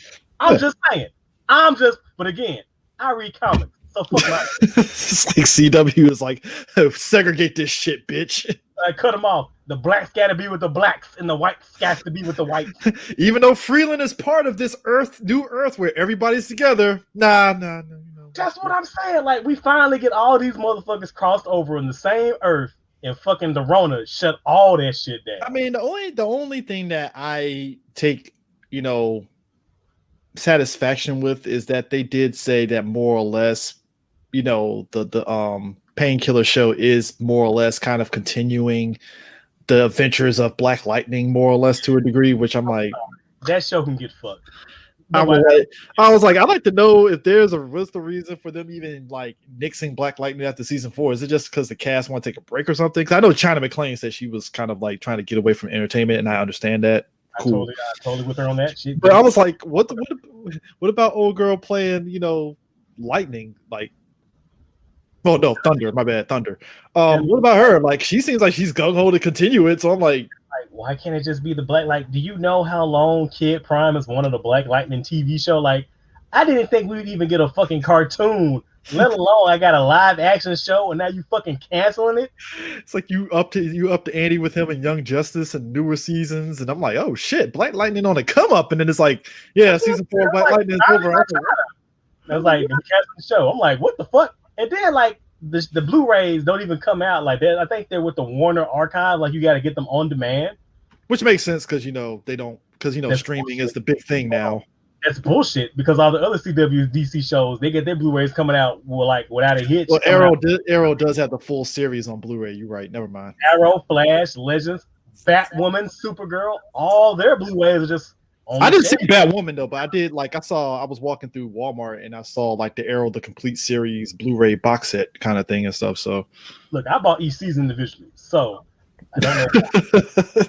I guess I'm part of the problem, CJ. I don't think you're part of the problem, but you know, I have an entire DCCW shelf because I'm a fucking stan for some dumbass reason. 100 years from now, somebody's gonna go into the wreckage of your home and then see like this guy has the archive of the CW heroes. He must have been a big fan. He must have been a big fan. Dude, he must really like these shows. This is sad that I come up with these logics in my head because I'm the same way with like anime and stuff where it's like I have like all the Gundam series on DVD so far and the box sets, right? And in my head, I'm like, somebody is gonna just find like the remains of my anime collection and be like, this guy sure loved Gundam. What is this show about? It's like Bandai made this. Look, I'm looking at the shelf now, and I'm just thinking like, wow, I really own all these seasons, and I may be like out of this whole lineup, I may be like 3 of them. You even got Supergirl? I even got Supergirl. I even got Batwoman. I guess. And Prime, full disclosure, folks. Prime, I'm not gonna say he hates Supergirl, but he ain't really a fan per se. But you know, I got issues with Super. I got all. but he has the seasons, and it's like. But I have the whole show on Blu-ray. Well, what's been out so far? I mean, hey, look, I got the Watchmen director's ultimate cut on my shelf because FYE went out of business, and I just snagged it. I think that's the best version of the movie. Was that the one that has the Black Freighter shit cut into it? I think that's the best version. Yeah, because I think I had the original DVD of it, and then they came out with a director's cut, and I didn't really jump on it. And then when they came out with the ultimate director's cut, I kept saying I was going to get it. And then when FYE went out of business near me, I went in there and I snagged it for like $10. See, that's not bad. Not bad at all, sir. So, that's, to be honest, and still full disclosure, that's like how a good chunk of my like DVD collection got bolstered is when FYE was like liquidating half their stores. Oh, same here. Not just FYE. What was that other fucking store? Was it Just Sam Goody? No, I think it was Tower. Yeah, Tower. Yeah, Tower's the other one. Yeah, Tower and Sam Goody, they more or less, I think they're run by the same company, I think. There are these two stores like near my near where I work. There was a DVD music store. It was one chain, then that closed down, then it turned to another chain, then that closed down. And both of those going out of business sales. Let me tell you, baby. Oh my god, man. Yeah, it's yeah, that's gonna be kind of interesting to see how this whole thing with Superman and Lois goes and stuff. And like I said, they're doing Naomi, and I'm like, good luck, guys. What I'm really excited for next season, Stargirl. That's my shit. I mean, they said the Shade is the main bad guy, and I'm like, thank you. And Eclipso. I heard they're gonna be bringing in Eclipso as well. So I'm like, let's motherfucking go. Let's. Oh, and if I'm not mistaken, I need to go back and check. But I also think we might be getting Jakeem Thunder. So let's yes, this shit. Let's fucking go. Yeah. So I think me and Prime are on the same page with WandaVision. I'm liking the fact that like, for once, the show is kind of more or less tongue-in-cheek, giving the middle finger to everybody's like wild-ass theories that's making every person that makes theory videos like squirm every fucking week. And it's funny. It's funny to me. I'm kind of hoping, and I'm knocking on wood, but I really hope that Mephisto has nothing at all to do with this show, because I'm so fucking sick of hearing about fucking Mephisto. I kind of wanted to still be Agnes, kind of pulling the strings, more or less. And stuff. Wanted to get she's fucking crazy. She just snapped. No. You can make her crazy, and just because here's the thing, I do feel that there is somebody higher than her that's egging on her doing all this and stuff. Because I mean, her kids telling her, "Come on, mom, push yourself," and Quicksilver, kind of sort of going along with it too. So I know there's somebody else that's like egging it on, but a part of it is Wanda going nuts. If you want to keep it real, other than Mephisto, because I'm gonna be real fucking honest with you, I'd rather they save Mephisto to be like a big bad for like a phase. If not Mephisto, either it'd be it's just Wanda with a multiple personalities. She just went fucking nuts, and it's good Wanda, bad Wanda. Mm-hmm. Or it's what's the name of that fucking entity that's always been trying to hijack and use Wanda? Was it Cthulhu, I think. Yeah. I would rather it be him. Somebody brought up Ultron, which I'm like, whatever, dog. I mean, cool. I mean, look, the option is open for Ultron just because, old boy that's like part of Sword, he's been acting a little bit weird. And see, I think that's a red herring because he's too obviously a dick. Like they're going out of their way to make you hate him. So I'm like, that's too obvious. I mean, he's doing government shit. Like, oh, we took Ultron's body, and it's like I buy into them trying to do Ultron again. The kind of like, hey, help us again and stuff. Fine, cool. But other than that, yeah, like you said, it could be a red herring. I feel like it's too obvious, dog. Like that. But I like this though. I like the fact that for once, folks are kind of like stumped. And that's why I look at folks that make a living making theory videos. They're just like, I don't know how to handle this. What do I do? And I'm like, yeah, exactly. It's just as much of a mystery like everybody else is, as it should be. And can I just say, like, I'm sick of all these fucking theory videos. When they talk about Monica Rambeau, they keep saying, and she was known as a superhero known as Photon. Monica Rambeau is Captain Marvel. Spectrum. Not just fucking Photon. I mean, it went from Photon to Captain Marvel to Spectrum. Captain Marvel. I thought it was Captain. Oh, so Captain Marvel, then Photon. My bad. Marvel. Yeah, Captain Marvel first. yeah, Captain Marvel, then Photon, then Spectrum and stuff. Which, to be honest, I don't need her to necessarily. I don't need Monica to really be the Captain Marvel. I like her as Spectrum or Photon because that's her individuality. I would rather her be Photon because she'd be taking her mom's like call name from when they said it to her in Captain Marvel. So I would rather her just be her own self versus she needs to be Captain Marvel. It's like, no, just let her be Photon. I think that's what made her the beauty of her in the comics is that she came into her own, that she didn't need to be Captain Marvel. It's like, no, this is who she is. So, it is what it is and stuff. I know everybody's now getting on board the Jimmy Woo train. I'm like, where have you guys been? All these motherfuckers going like, there should be a spinoff where it's just Jimmy Woo going around exploring weird incidents in the Marvel universe. Agents of S.H.I.E.L.D.? Yeah. Agents of S.H.I.E.L.D. Y'all didn't watch that shit. It's like now you want to. Oh, here's the kicker. They're gonna say that, Prime, and then all of a sudden, when the show ends up being like that, they'd be like, "This is boring." I'm like, "But you guys wanted this. This is exactly what you wanted. You asked for it. They are literally giving you what you asked for." It's like, no, but we want Agent of Atlas. Well, you're gonna have to set up fucking, a lot of people for that if you want Agent of Atlas. Oh, I forget because we got to have the Asians can only be with the Asians. Oh no, see, I wanted Agent of Atlas to be fucking the other one with the robot and the monkey, that group. You don't want the new one that's just like Shang-Chi and Jimmy Woo. And, no, I'm fine with that. It's just, hey, I like the old school thing too. So it's like, yeah, I like that too. It's cool. So I mean, what's up with all this segregationist bullshit, man? I don't get it. Hey, look, it doesn't mean I didn't like the new one. I thought the new one was a lot of like, hey, it's Asian synergy. Cool. Fine, I guess. It's no different than like the whole thing with the Russian Avengers. I mean, it's like, all right, cool. Got North Star and all them. Cool. Which I'm still waiting for a movie with them. Just saying. By the way, bringing that shit up because that ties into Jason Aaron's terrible Avengers. Fucking Heroes Reborn, which is just basically fucking. What is Heroes Reborn? What is Heroes Reborn? It's basically the original Heroes Reborn mixed with House of M, mixed with what was the other event? House of M, the original Heroes Reborn, and basically like DC Rebirth. Minus Rob Liefeld shitty drawings. Basically. And like I saw that shit, I was just like, "This is the House of Ideas, y'all." I mean, I'm like when they announced Heroes Reborn, I was like, for why? Like it's been building up in Aaron's run because he has his Squadron Supreme of America with Coulson going around doing some nefarious shit. I remember that. I do remember Squadron Supreme because I think their first issue of Squadron Supreme they had took out Namor, essentially. Which also in Jason Aaron's Avengers run, like they are going out of their way to make Namor just completely irredeemable. It's like, guys, I get it. He betrayed people, cool, but at some point, it's like, come on, guys, like y'all trying a little too hard. Like, if I'm not mistaken,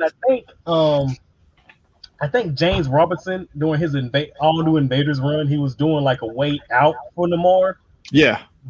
Yeah, they tossed all that shit to the wayside. It's like, nah, fuck that. He's all completely 100%. It's like after he fucking more or less betrayed T'Challa, they was like, nope, can't redeem him. I'm like, I mean, you can. I mean, they're not gonna. Like, if they do, they have to put in the work for his redemption arc, and they just can't do it what they're doing with fucking Harley Quinn with a slap on the wrist and go, "It's okay, guy." She's just crazy. She's just crazy, guys. It's fine. Which, by the way, speaking of that shit, so is James Tynion? Is he just gonna turn his entire Batman run into a waifu factory? Because I'm here for it. I'm kind of digging it. I mean, it's a possibility. I'm not saying it isn't. Did you see that new character they're introducing? Never mind the fact that we still haven't gotten over fucking punchline. But he's introducing a new character called Miracle Molly, who straight up looks like a goddamn JoJo character. I didn't see it, but I heard. Oh, it's on my feed. I'll forward you after the show. Boba Fett is getting a comic book. It's a mini series, which is basically detailing the fact that when he was delivering Han to Boba Fett. I mean, well, why I said Boba Fett, Jabba the Hutt.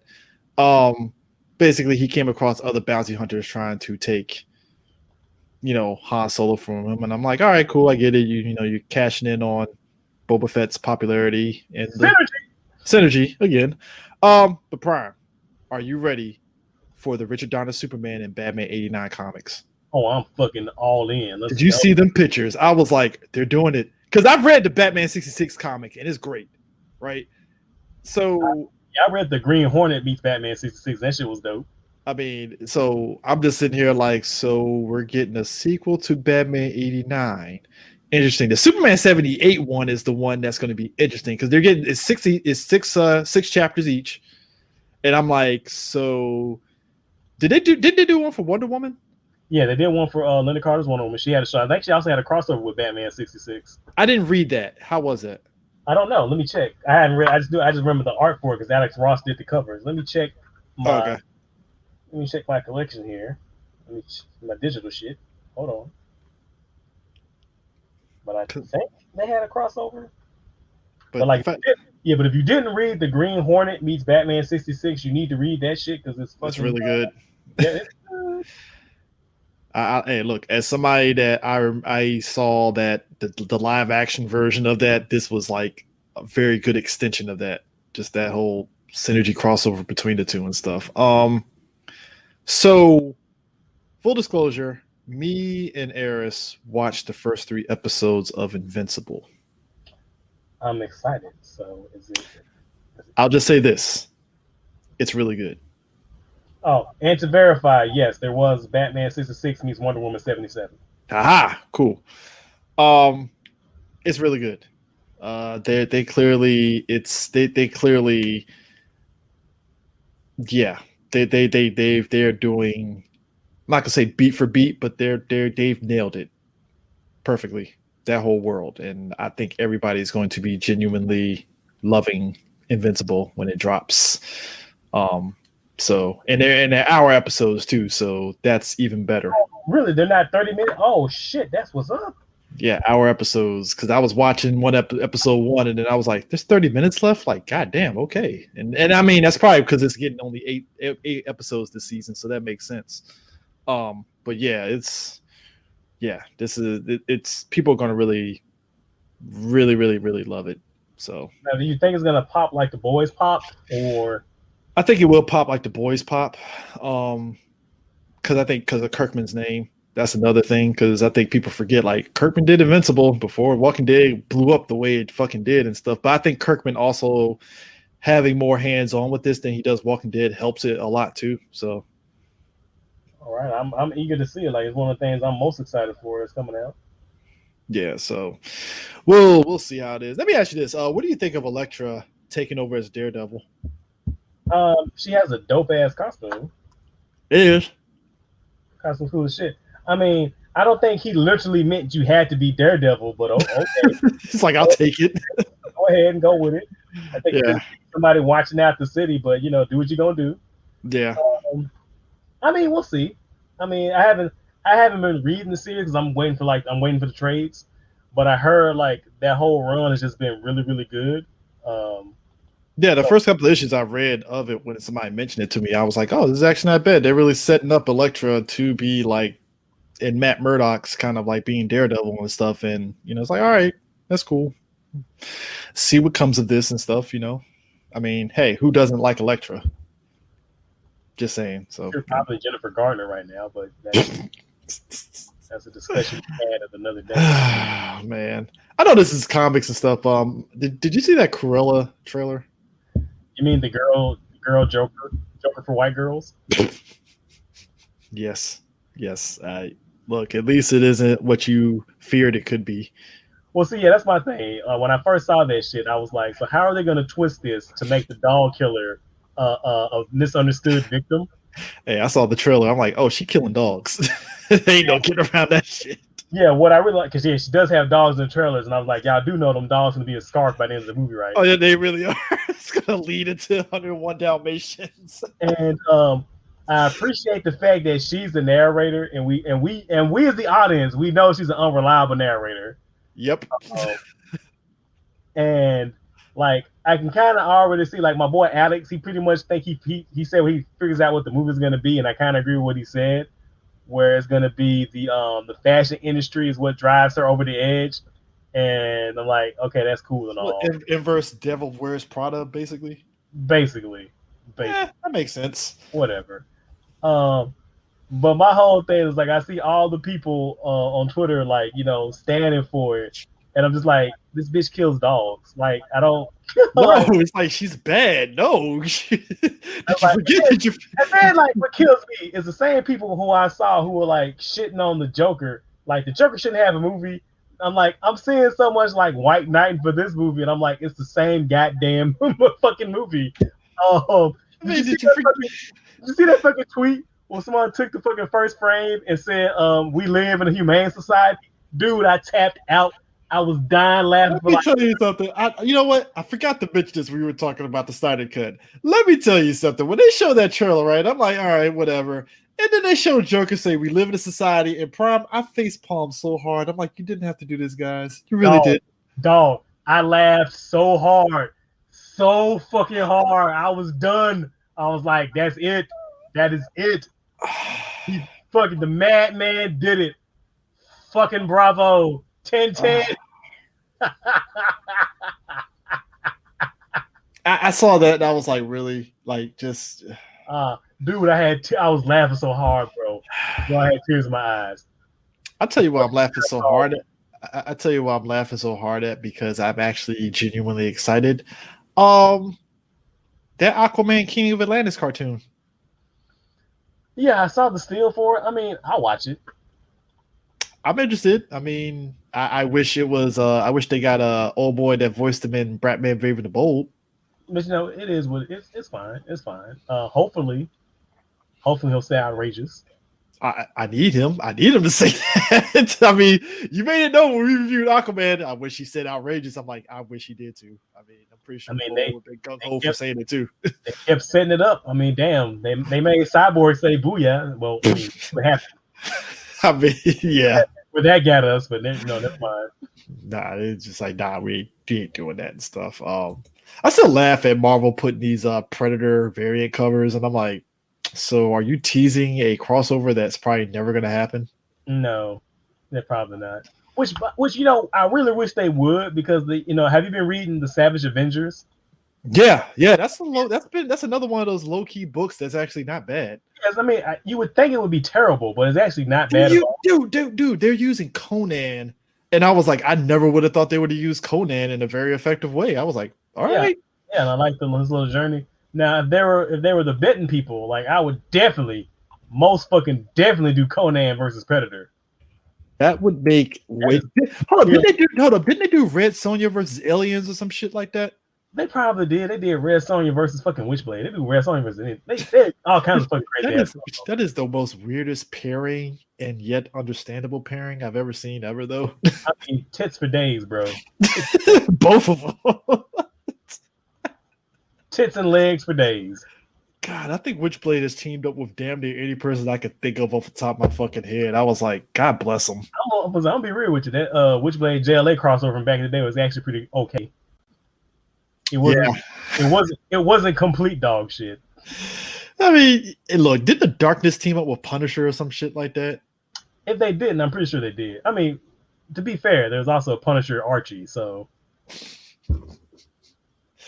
every day Prime gives me these nuggets, and I forget that he is such an Archie historian. And I was like, damn, that did happen, didn't it? Yeah, and also there was an Archie and Predator. So hey. Anything's possible. Anything can happen. Oh my god, man! I'm wondering what Marvel's going to do with the Predator franchise, though. That's kind of interesting. I don't know. Like, do you think? Because I know how these motherfuckers get current Marvel are. Do you think they're gonna do like a fucking Guardians of the Galaxy like lead in? Like, oh, it's gonna be so terrible. It'll be fucking awful. Oh my god, let me shut up. Yeah, don't say that, and all of a sudden somebody from Marvel hears and it's like, brilliant. Give them fucking ideas. Oh, no. Thanos takes over the Predator world or some dumb shit. I don't know. Fuck, dog. Gotta throw something stupid in there, like the Predators come from.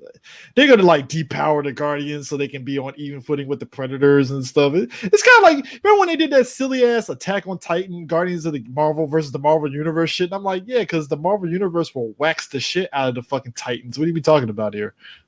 Yeah, I read that shit. Yeah. I was like, this is stupid. Hulk himself can take out the Colossal Titan. This is dumb. What are we doing? Well, we gotta get that manga money. I don't know what money you're getting out of that, because that was just okay, sure, so. But while we're talking about comics, while we're talking about Attack on Titan, so I have not been watching the final season, but I have been reading the manga, and I'm caught up to the most current. I have feelings about that, because I'm like, so Eren just goes heel turn on everybody? What you mean? To be fair, like that is a trope in most manga, especially manga like Attack on Titan, where the protagonist switches become the antagonist. I think. Yeah, because it's weird. So full disclosure, folks. So season 4, the final season, is more or less kind of going beat for beat like the manga, to a degree, which is kind of miffing a lot of folks, because we're already at like episode 10, and we're like, how many episodes in the final season? So like the manga ends in April, right? Yeah, so I'm wondering, is this final season actually getting like 20 episodes? Because if it is, all right, cool. So how are you going to end this?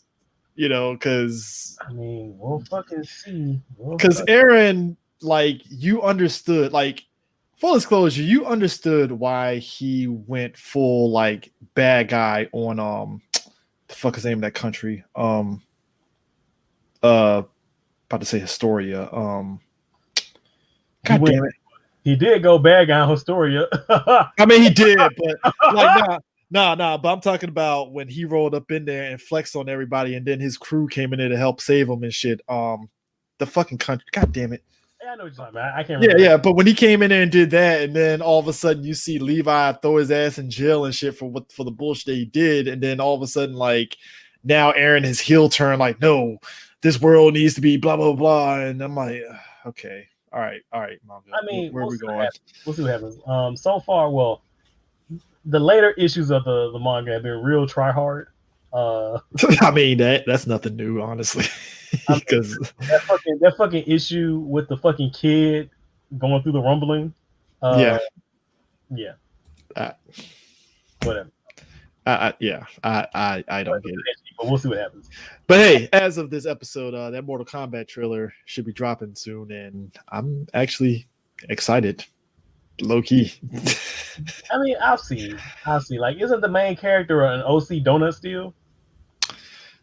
Yeah, he's an original character, but everybody's theorizing he might turn to Johnny Cage, and I'm like, why the fuck didn't you just say he's Johnny Cage from Jumped In? Like, shit, the fuck. Like, why would you even? You know what? Fuck it. Let it happen. Just let it happen. But hey, if you want to end this episode off and stuff, I got a hearty laugh at Gina Carano kind of basically getting bopped off of Star Wars. I mean, like it's funny how Lucasfilms gave her like 3 shots before they said, yeah, we're done, because she literally she fumbled the bag so bad she actually was going to get a spin-off show. And I think I bet you she knew the writing was on the wall after they edited her out of that damn picture and replaced her with Ahsoka. Airbrush out. Like, I'm pretty sure she knew the jig was up then. I still wouldn't have been showing my ass though. I would just be like, all right, let's see where this goes. But I mean, dog. Yeah, I mean, we've seen plenty of people fumble the bag, but this was just fucking hilarious. Like, and on a 4-day weekend at that, bruh. And I mean, the thing of it is, it wasn't really a firing. It was more like, yeah, we're not re-upping you, so technically you're fired. So see that shit that she found out with the rest of us on social media.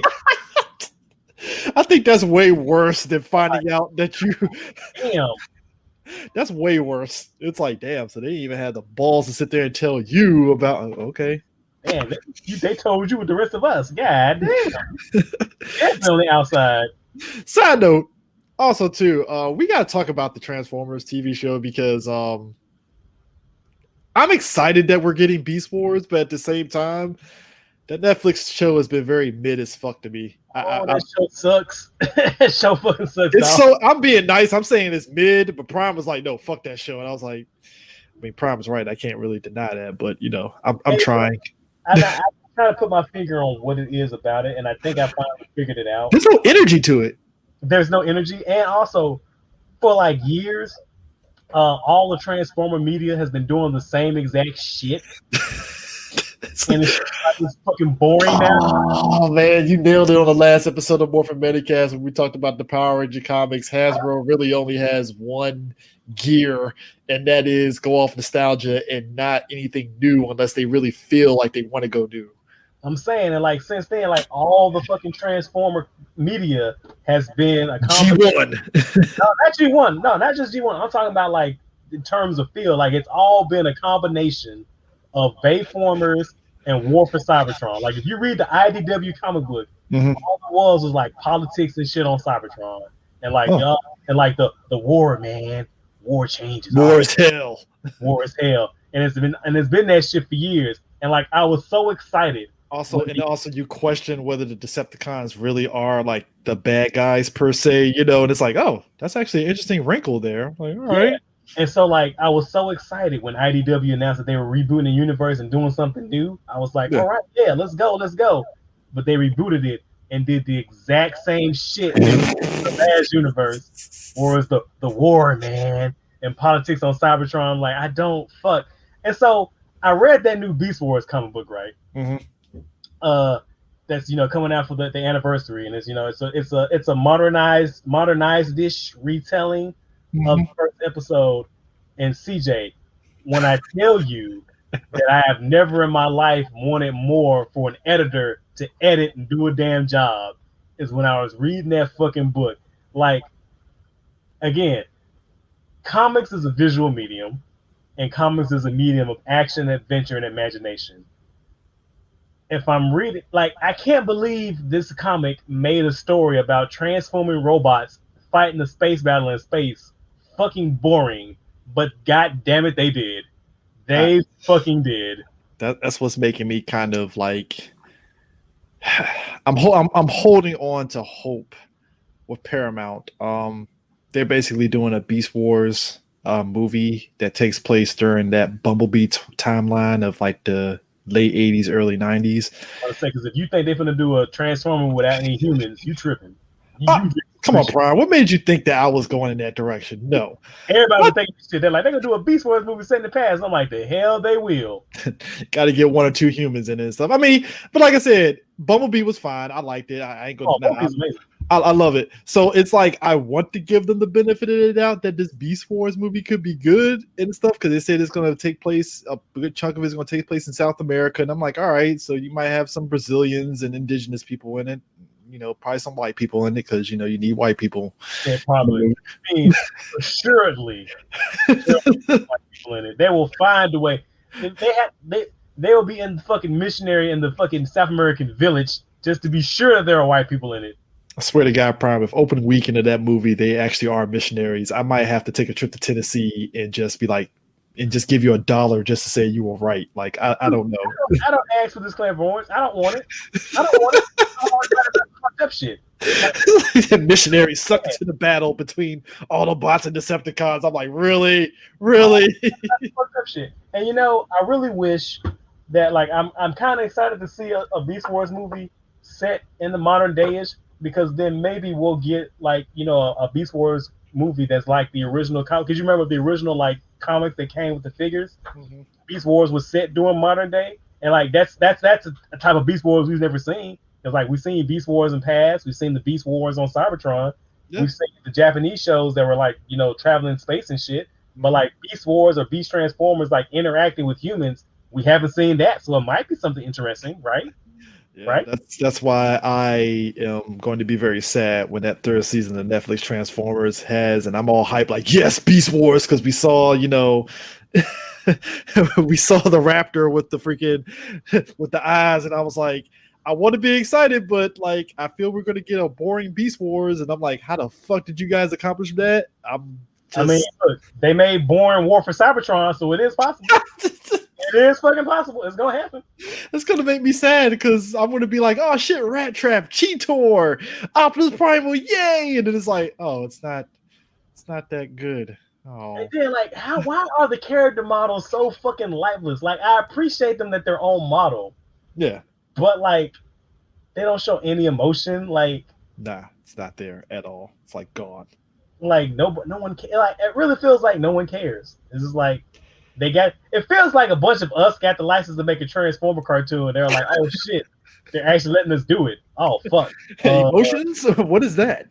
So it's gonna be something Cybertron, right? And we're gonna do the same thing 2 seasons in a row. And no energy. This is good, right? You do a Peter Cullen impersonation? Well, too bad, because you're gonna have to fucking do it right now. You could try, but no, we're not going to. You know, that's just not going to happen. I'm just going to be very sad when they make Megatron not say yes. We're not going to get that. It's not going to happen. Well, I'll say this: at least the toys are fucking balling as shit. Oh, I'm buying those toys. As soon as I get out this snowdrift, make the trek if we get these toys. if I even had to get me a husky and a fucking sled, oh, I'm getting them shits. Oh, it is happening. It is happening. Tight, bro. But anyways, yeah, that's it for the comic book quarter. We'll definitely be back, and yeah, just as a aside, for more from Medicast, we're doing something special with Dino Fury, so be on the lookout for that when we go live with that. And I said, what? Yeah. I'm hyped to see what this Hasbro era of Dino Fury is gonna be. Now the question expectations is on the ground at this point. So I mean, it is subterranean, but we'll see. I'm cautiously optimistic. Yeah, I gotta be. You know, just at this point, it's just gonna be like one of those. I'm not surprised, but hey, you know, miracles can happen. You never know. You never know. We will definitely see what happens. We'll see. But at any rate, we will catch you guys later. Peace out. Be the Zen dudes.